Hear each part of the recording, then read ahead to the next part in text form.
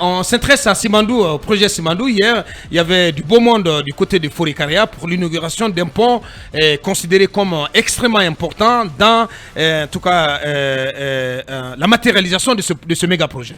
Oui, Aboubakar, quelques mois après la signature ou, si vous voulez, l'annonce de la conclusion d'un accord étape sur le projet Simandou, comme vous le savez, les travaux avaient été arrêtés et puis ils ont été relancés en présence du chef du président Mamadi Doumbouya. Ouais. Alors, 2 mois après, selon la direction de communication et de l'information de la présidence, 2 mois après donc, l'État guinéen et la société Winning Consortium Simandou et ses partenaires, à savoir Rio Tinto et Baustil, ont inauguré hier un pont d'accès, un pont désormais qui désenclave, selon nos informations, 2 communautés qui avaient des difficultés à se rendre visite. Donc c'est un pont d'un investissement assez significatif qui a été inauguré. Et ce pont entre dans la construction des infrastructures connexes de ce projet. Et Monsieur Djiba Diakité, qui est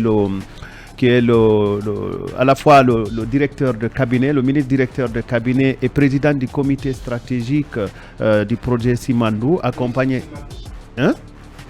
Simandou. Oh là là, comment ça? Mais il est le président du comité stratégique du projet Simandou. Considérons qu'il est directeur de cabinet, ministre directeur de cabinet à la présidence de la République.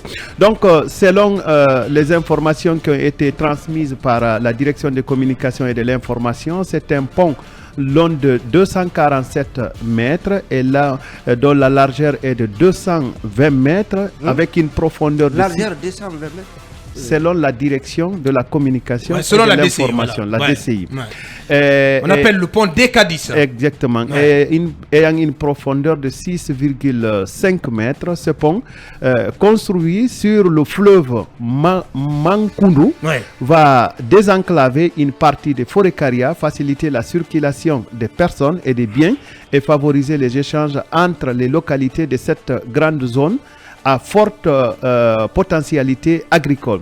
Donc, Aboubakar, ce pont relance désormais l'importance du projet Simandou dans la construction des infrastructures connexes. Une fois encore, précisons que selon des responsables de ce secteur, ce pont n'est pas lié au chemin de fer. Ce pont est juste un pont de désenclavement qui permet l'accès à certains sites aussi stratégiques du projet.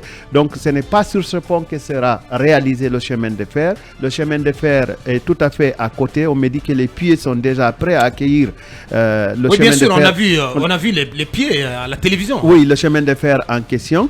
Donc c'est une étape assez importante. Bien. Je concède cette appréciation dans la mise en œuvre du projet. Cela démontre que si on n'avait pas pris la maladresse d'arrêter les travaux du projet, on serait déjà aux alentours de Farana pour l'inauguration des infrastructures importantes liées à la mise en œuvre de ce projet. Bien. Donc, pour nous résumer et être simple, dans le cadre de la réalisation du projet Simandou, il a été inauguré hier un pont de franchissement, un pont d'accès, un pont de désenclavement dans la préfecture de Forécaria. C'est un pont réalisé par Winning Consortium Simandou dans le cadre de ses relations de partenariat avec Rio Tinto et Baustil. Voilà.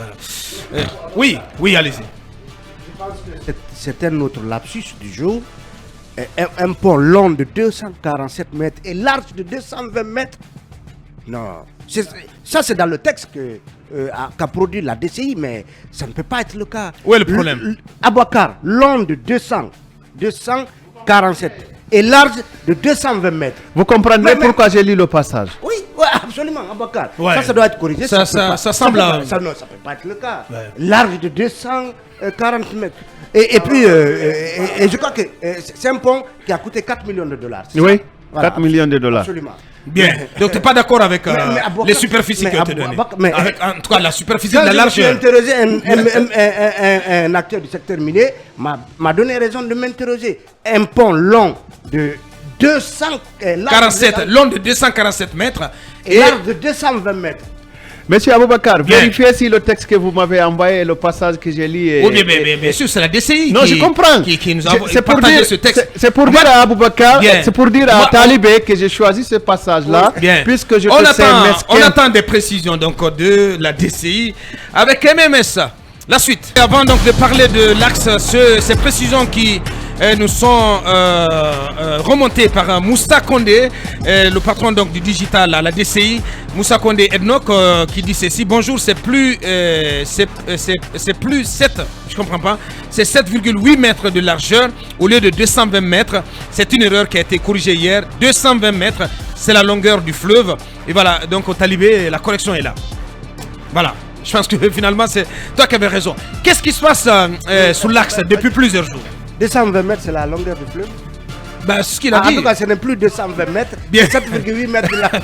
on s'y perd complètement. Aboubakar, avant d'arriver à l'axe, que la DCI reconnaisse qu'elle a diffusé une fausse information. C'est aussi simple que ça. Une erreur. Amadou, comment il s'appelle, Bonnet m'a envoyé ce qui me semble être un discours qui a été partagé.